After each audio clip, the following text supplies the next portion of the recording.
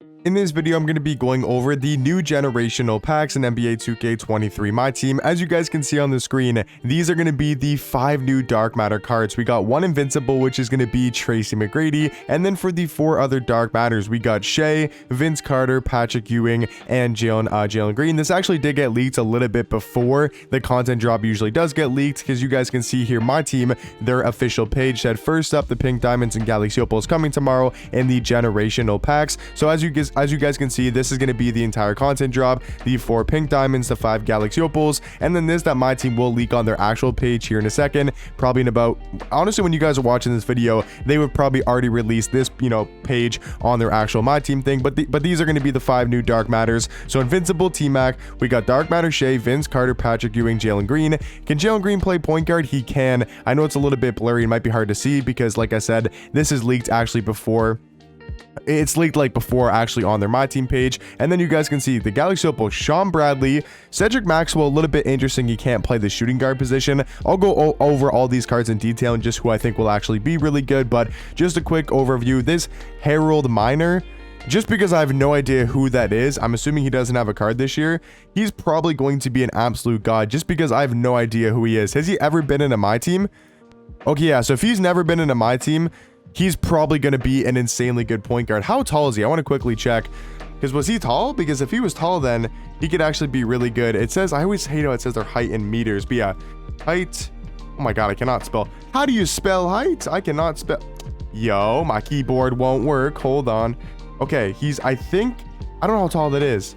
He's 6'5", so maybe not the tall site for the point guard position, but I mean, that's not bad. That's not bad for point guard. I think he could be definitely glitchy because he's never been in a My Team before. And then the Pink Diamonds, I mean, Jaden Hardy's cool if you're a Mavericks fan. Dyson Daniels, I know he's actually pretty tall in game. I believe he's 6'8", right? Is he 6'8"? He was only 6'6", so maybe he'll be a little bit taller in game, but he could be definitely a nice budget point guard. Lou Dort, I mean, he's a little bit undersized for the point guard position. Might be a fun card to use. 6'3" though, I'm not sure about. And then Zach LaVine at the shooting guard position. Could be a decent budget shooting guard. I mean, only 6'5", at that shooting guard spot, but depending on his jump shot, could be maybe a little bit of a budget beast. But I'm really looking forward to these Dark Matters. And first off, talking about the Invincible Tmac, I mean, I really don't know what they're going to do with this card except give him his jump shot on very quick timing, because as you guys know, this is still debatably the best shooting guard currently in My Team.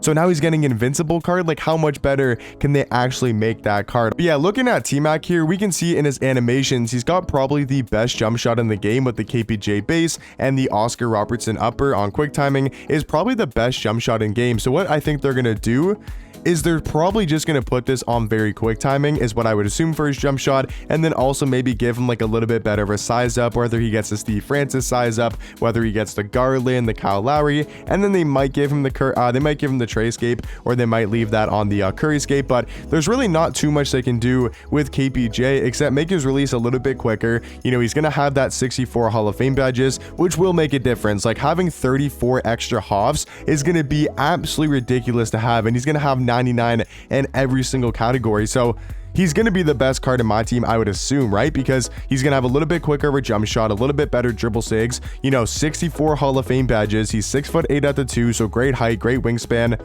I mean, he's probably going to be the best card in My Team. And then talking about Shea, I think he actually could be a really fun point guard to use. But yeah, let me know what you guys think about Invincible Tmac as being the first Invincible. I definitely was not predicting that, but now that I think about it, I can kind of see why they did that, because they did a very similar thing with Yao Ming. He was already the best center in the game and one of the best cards, and then they dropped his, next Dark Matter and his hero version. But yeah, looking at Shea here, going to be a 6'6" point guard with a 6'11" wingspan.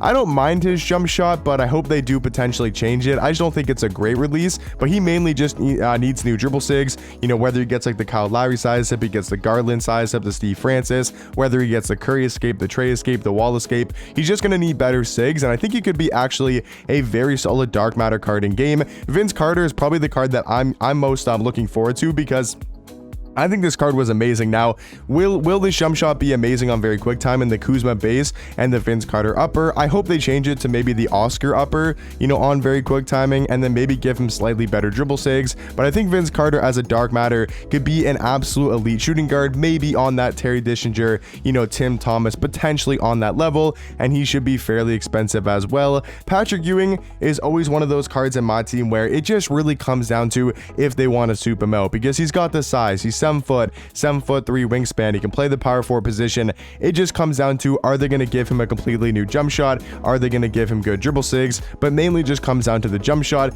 and what type of speed he does have. So Patrick Ewing probably won't be that great. He'll definitely be the troll dark matter. And then Jalen Green at the point guard position. I mean, once again, another card that's going to need completely new dribble sigs, but he's 6'6" at the point guard position. We know Jalen Green gets some amazing dunk packages. He's really good at getting to the basket.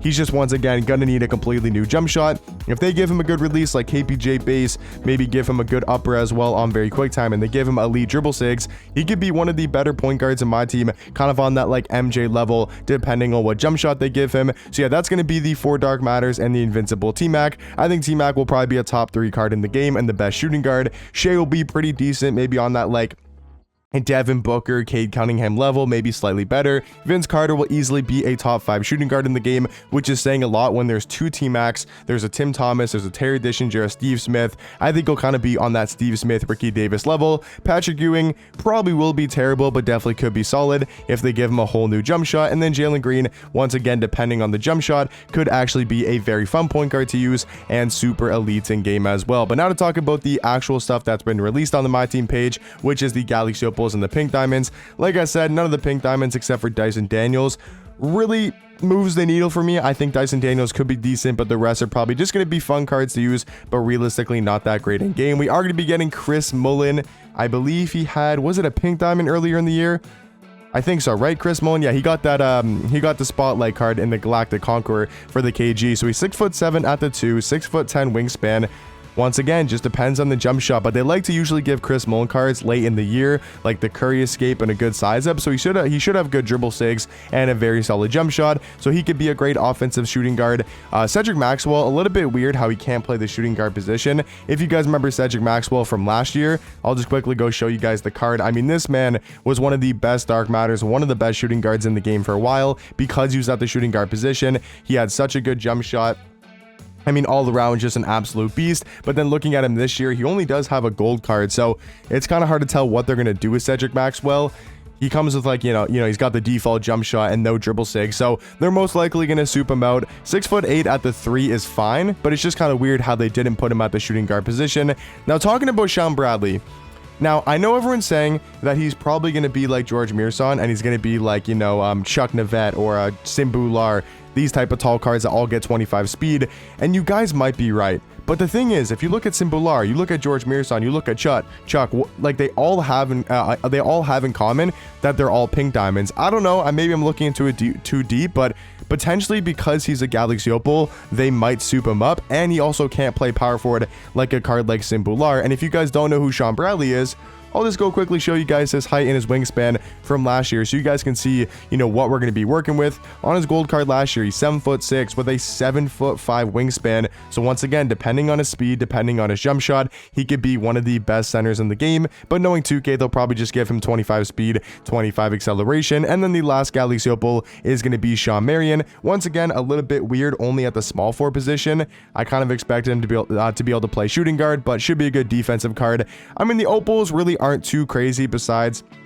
potentially Harold Miner, depending what they do with him. And then Chris Mullin, Cedric Maxwell should be good, and also depending what they do with Sean Bradley. But let me know in the comment section down below, what do you guys think about the generational packs and NBA 2K23 Myteam? What cards you guys looking forward to the most? What do you guys think about the Invincible Tmac and all the type of cards in this set? But hopefully you guys did enjoy, and I'll catch you guys in the next one.